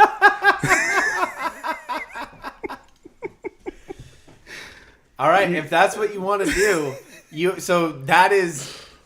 not buying me out at all. So you have to do a TikTok dance What I'm every worried week about- until you get 1,000 likes. Do you have a TikTok, Daniel? No. I don't have a TikTok either. Yeah. How are we going to hold him accountable? Well, we can access the Scrimmage TikTok. You And can double check If you'll that. take care of that. Okay. Well, I can look. Yeah. I'll share them with you guys.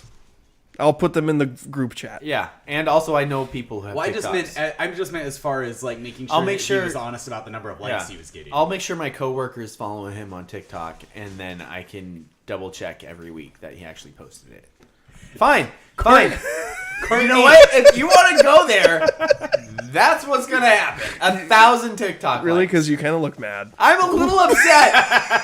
Courtney has chimed in and she said she never said Justin needed to do the dances. She said that he has to do something, anything for the listeners. That's true. Gosh, I thought we really could have this- turned that dinner into content. Personally, I think it this would have been. show- I could have filmed making of it and purchasing ingredients, and then Yeah. how much you guys enjoyed it. So I gotta say, this show's become a lot more difficult since we've started doing live chats because now I can be corrected on things instead of just saying things willy-nilly, especially when my wife watches. Accountability is the worst, guys. All right, but Justin said, okay, so... Unless you have a counter offer, I don't. Oh, so now you're trying to get me to offer. No. Yeah. I'm saying if you wanted to, you could. You don't have to. I feel perfectly comfortable with where I am. Do you want to exercise the buyout clause on your side No, of the, you know what? agreement, You know what? Daniel? No, I am going to. This does the benefit sellouts, me the sellout because then I can post these TikToks on our YouTube channel, and they will finally be able to replace the video of me doing the stupid Kaepernick Guys, and 49ers are you sure? stuff. Guys, Yeah. Francis has an interesting idea that it should at least be considered here. Okay. He says someone's wife often sings at a small venue in a town within driving distance that also serves food. Justin should take over the mic and film his dance while Daniel and his wife enjoy some good eats. Why the hell would I do that?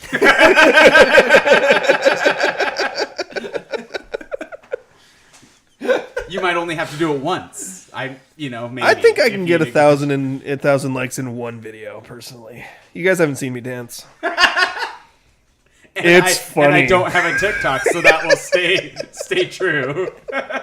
Two kinds of dances get likes on TikTok. Ones right. that are really good and ones that are so bad it's funny. Fair. That's true, but you're banking on like going viral there. I don't know, 1,000. Lots of 1,000's people not do that much. stupid stuff and nobody notices. So It's you're gonna true. have to do a lot of stupid stuff, and I'll just keep posting it on YouTube, and YouTube likes don't count. Pax agrees with me. Yeah. All right. So moving on. So okay, fine. Okay, fine. Fine. You don't seem upset about it at all. Not upset at all. I was gonna get steak out of this. Still haven't had a bet with high stakes. We were so close. I mean, if we Get the could have, marijuana in the steak. if we could have closed the deal, this all like my mind, Not that kind of high. my mind changed throughout the week. Like if we had closed the deal last week, I would have felt like I got away with it Yeah. by making the dinner and But doing then- one. But then you saw how excited I was about food. That's not very nice. And maybe in the back of my mind, I thought if I make Daniel think that I've taken the food away from him and then tell him he can counter, then I'd get a better deal. Yeah, But you didn't bite. nope.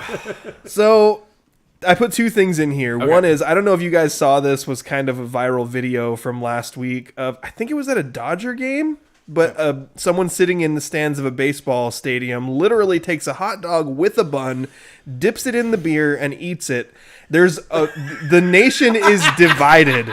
The nation is divided on whether or not this is That acceptable. sounds like this. That sounds like post beer number 5 eating habit. That's Just like forget that it's not soup. You're I just mean, like, nah, a beer is like it all tastes good. that's like It tastes $60. delicious. 5 beers is like $60 That at the is ballpark. accurate. Yeah. By the way, the Mariners are advertising the value $5 12-ounce beers, but you can't freaking find them anywhere. That's also really funny that a 12-ounce beer for $5 Yeah. is a value. Yeah, well, Insane. 16-ounce beers are $12. Yeah.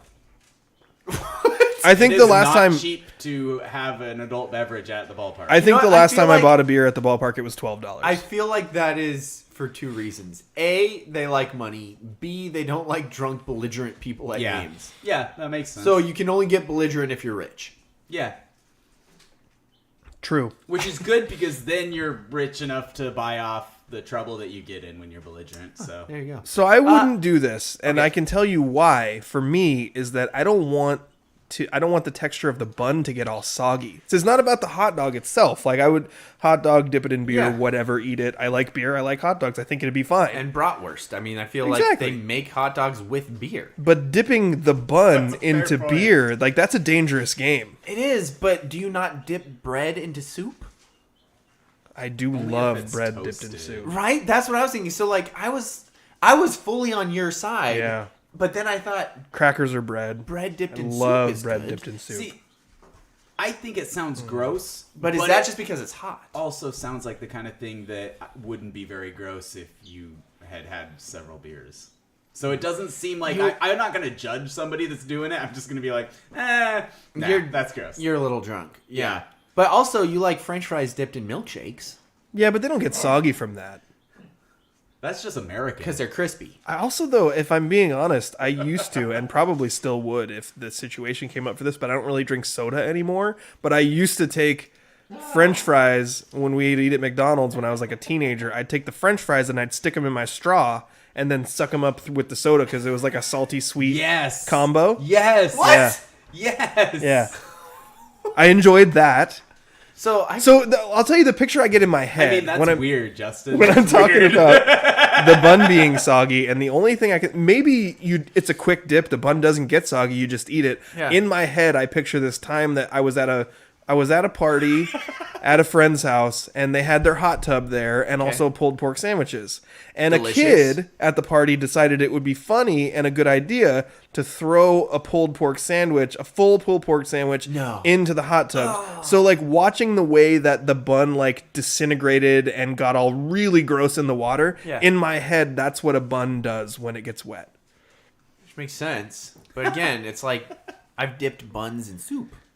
And it's delicious. I 100% with you on Courtney that. is pointing out that warm soggy is yummy, cold soggy is gross. That's a really why good soup- point. That's an excellent Yeah. point. That's a great Also, point. Francis is wondering whether the Mariners will get to the World Series or Justin will get 1,000 likes first. Well, considering the Mariners only exist to disappoint us, I would say I'll get 1,000 likes first. You better hope so. Yeah. All right, so I think Should we make a bet on that one? No, we shouldn't. I don't know. So where are we on the? I'm thinking the hot dog dipped in beer is probably not as bad as it looks, but I still wouldn't do it. Agreed. I'm with you on that. I'm with that. All right, next one. You also put this in here. Yeah. Grammar pet peeves. Now I'm hoping this isn't something that I did. No. Okay, because I usually really try and do a good job with the I and me Yeah. situation. So this happens on television constantly. And I feel like people know that in many instances you're supposed to say I instead of me. Oh, yeah. But people use it incorrectly. Like Justin and I went to the river. Yes, which is correct because Justin and I is the subject of the sentence. But if you said, like, Daniel threw the ball to Andrew and I, it's not. It's me because we are now the object of the sentence, so it has to be me. Yep. So what I've realized that I do, which Angel, my wife, has pointed out to me recently, is I mumble every time somebody does that on television. I mumble what they should have said under my breath to correct them. I like it. So I was curious if you guys have anything like when you're watching TV or videos or whatever, is there a grammar thing that happens? Because for me, that's it. It's the I, me, subject, object thing. Do you have a grammar pet peeve that really bothers you when you watch things? Or am I just a freak? They're there. For me, it's not nearly as often in watching stuff, but reading constantly people, and it's oftentimes not just because they don't there's a lack of caring, or they didn't proofread whatever because they don't care that much. Yeah. But they're there using the apostrophe to mean they are when you meant they're possessive, like they're rowboat. Every time my brain does this hiccup and goes back around, and I read it in my mind, they are rowboat. Yeah. They went to go take a ride on they are boat. I do the same thing with your. Yes. Every time there, somebody's like, "You're welcome," and I'm like, "My welcome." My welcome? or you are welcome. So, and I don't always know if You this are is welcome. You're welcome. Daniel, you have a lot, a fair amount of writing in your job as well. Yeah. So, and because I did sports journalism for roughly 7 years combined between the two newspapers, there's some things that I used to be terrible at that my editors had corrected over the years that then I became really good at. And so there's all these things that are ingrained in me that I know the right way to do things, and most people don't do them correctly. Yeah. And commas is one of the things that's really confusing, to know when and where a comma is appropriate. Commas are annoying. And that's the one thing, I do a lot of writing, but most of it is for on air. Yeah. So I still slip into problems because most of it is just so I can read it. Yeah. Yeah. Well, I was a children's pastor for 4 years, and I did weird stuff with the kids where we'd have these weird random geography or math or whatever. And every kid that ever came through my class knew that when you use a coordinating conjunction to separate two independent clauses, you must always use a comma before the coordinating conjunction. So and they also, so Daniel threw the ball and Andrew also threw a ball. Those are two independent clauses because they could stand on their own as sentences. So the comma would go before the and. Before the and, Gotcha. Correct. Yeah, and if you use a conjunction to separate an independent clause and what would be a fragmented sentence or a sentence fragment that's not a full sentence on its own, you don't use the comma. But when the clauses are independent, you do use a comma. Do you know how many times in my comma? life? Do you know how many times in my life I've Googled, does the comma go before or after the but in this situation? Way too many. Yeah, and then the other one is it just auto loads on that Daniel's computer. the noun of direct address must always be separated from the rest of the sentence by a comma. So if I said, Gosh, the terms you were using are so next level right Daniel, Yeah. go get that crutch. Yeah. Daniel, comma, Go get that go crutch. get that crutch. Okay. Or I'm really good at it could be at the end of the Daniel, sentence too. Who ate all the cheeseburgers, or Daniel, the first lieutenant, comma. That's still the noun of direct address, yeah. Gotcha. So they're split. Yeah. Okay. It's the noun, it's the proper noun that you are talking to or about. Gotcha. Okay. Yeah. You want to talk about splitting infinitives?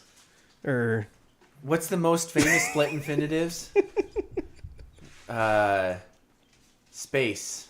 The Final Frontier. No, is that there's something in the Star Trek thing that's the most famous. To boldly go. Yes, where there no it is. man- To boldly go. To boldly go. to go boldly. To go boldly. Yeah. There it is. Thank the you. the one that I see I was the like, most I know it's in there somewhere. is was also or were also. It should be also was. So if you're describing the action Daniel also was typing up a story, people would go, Daniel was also typing up a story, but it's also was. Dude, that's going to change my life. Say that again, because I need to remember that one. Yeah, that's really important because also was typing up a story. You want to keep was with the action. Okay. Yeah. Gotcha. Yeah. That's a good one. That was one that used to drive my editor at the Vidette crazy because I did it a lot. He hammered it out of It's me. kind of fun to drive Rob crazy, though. No, at the Vidette it was Corey. Oh, gotcha. Yeah, Corey's a good dude. I miss him. Yeah, I miss Corey, too. Justin started out talking about watching stuff, and Daniel will probably get mad at me here, but Russell Wilson drives me absolutely bonkers with also two.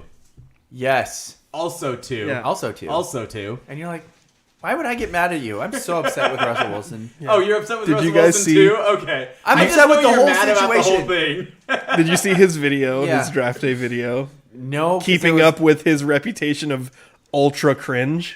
Did you see it, Andrew? no. I saw your comment, and I was like, I don't feel like throwing up today, so I'm not going to watch it. It was just like the cheesiest thing where like the GM does a mock phone call to Russell Wilson to say, oh, we're picking you with the 9th overall selection in the NFL draft. And then he goes into his like, he does the coach speak, but he also kind of like stumbles over himself and pauses in weird spots and repeats himself. Yep. And the whole time you watch it, you're just going, I'm sure that he meant this to be funny, but like cringe. Yeah. But then I was like, you know what?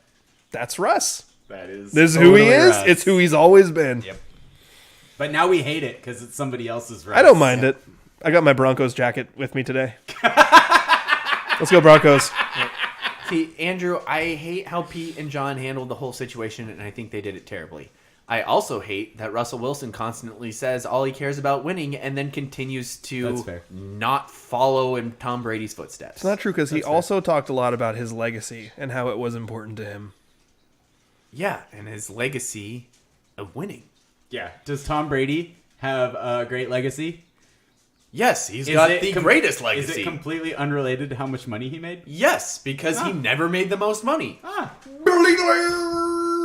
I'm sorry, I hate Tom Brady. Sorry. I don't Our know why fantasy I'm saying baseball nice things group about it. chat is one of my new favorite things. It's a pretty because I needed a new avenue I to hate bait it. Daniel into I hate it. debates with other people. I decided not to play fantasy baseball with you guys because I'm bad at it and I can't figure out how it works, and I've never ever successfully like kept up through a whole season. Not even like it isn't like I lose, but it's like I can't figure out even how to like set my lineup, and so I decided not to play literally with in you the same guys, boat. and now I'm left out. Yeah, I'm literally in the same boat. You can read it if you want. It's really funny. Like we have, so when the other thing is like, when you have a text group with people and half of them are iPhones and half of them are Androids. So people with iPhones that are in group chats with people with iPhones know that you can like stuff or laugh at stuff and it doesn't flood the thread. So freaking But annoying. we had one today where somebody said something and then somebody liked it. So then someone liked the message that said they liked it, and then someone liked the message that said that they liked it. Dude, and people I'm just so kept upset. doing it until there was like 9 liked. It was really funny.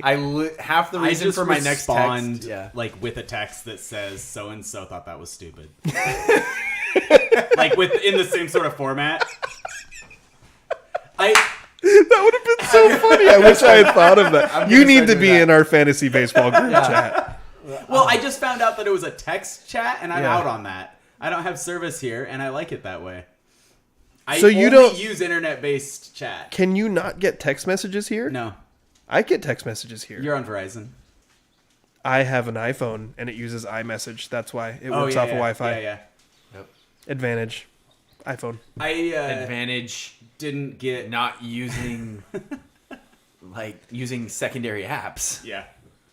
What?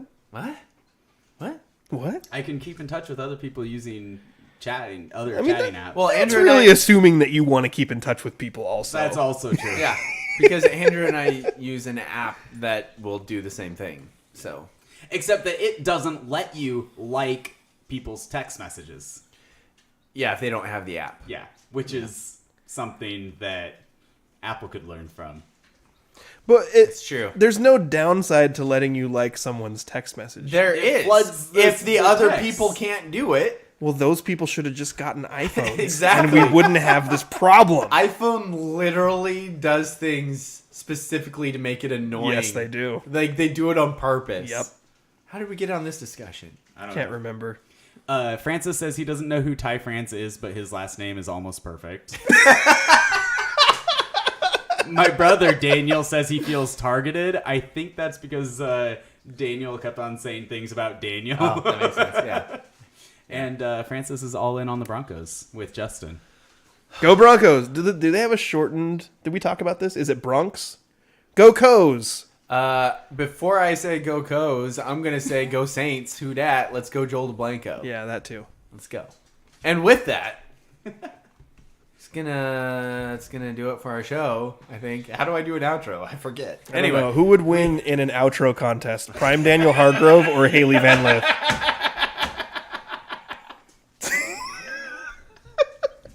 So For my co-host Justin, TikTok forever dancer Domashevich. And my co-host Daniel Drew Lock Dry Heave Hargrove. Drew Lock.